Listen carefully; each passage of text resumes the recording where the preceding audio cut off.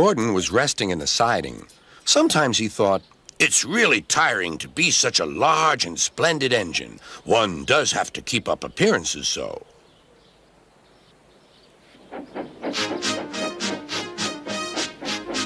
Beep, beep, beep, beep.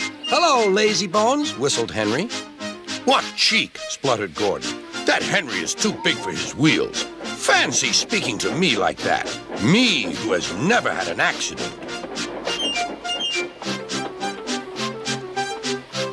Aren't jammed whistles and burnt safety valves accidents? Asked Percy innocently.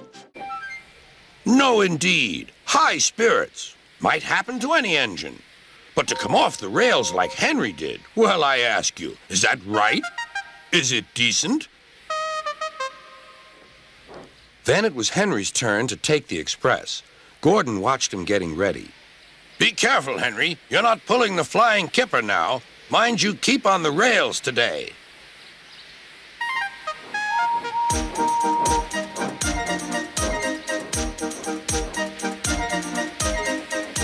Henry went off in a huff, and Gordon yawned and went to sleep.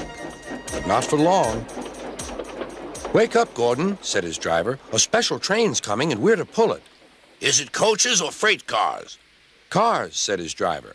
Cars, said Gordon.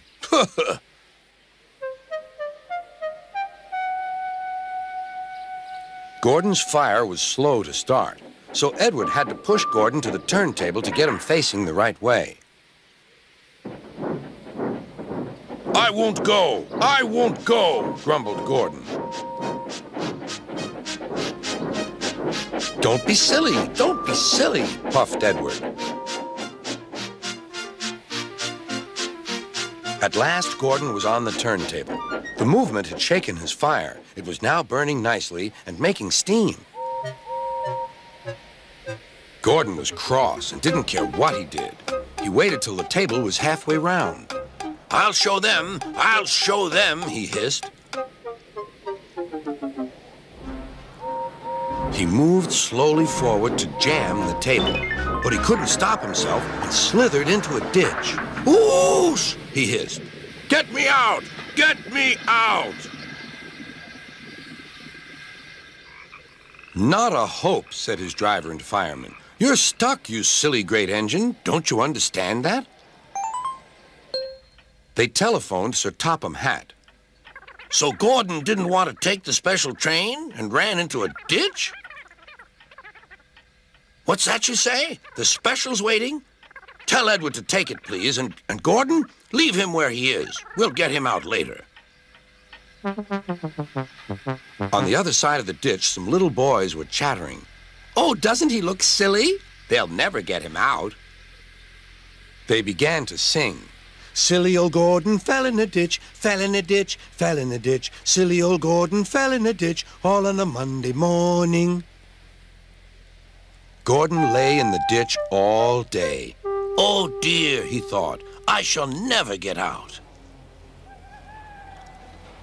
But that evening they lifted Gordon and made a road of sleepers under his wheels to keep him from the mud. Strong ropes were fastened to his back end, and James, pulling hard, managed to bring him to safety.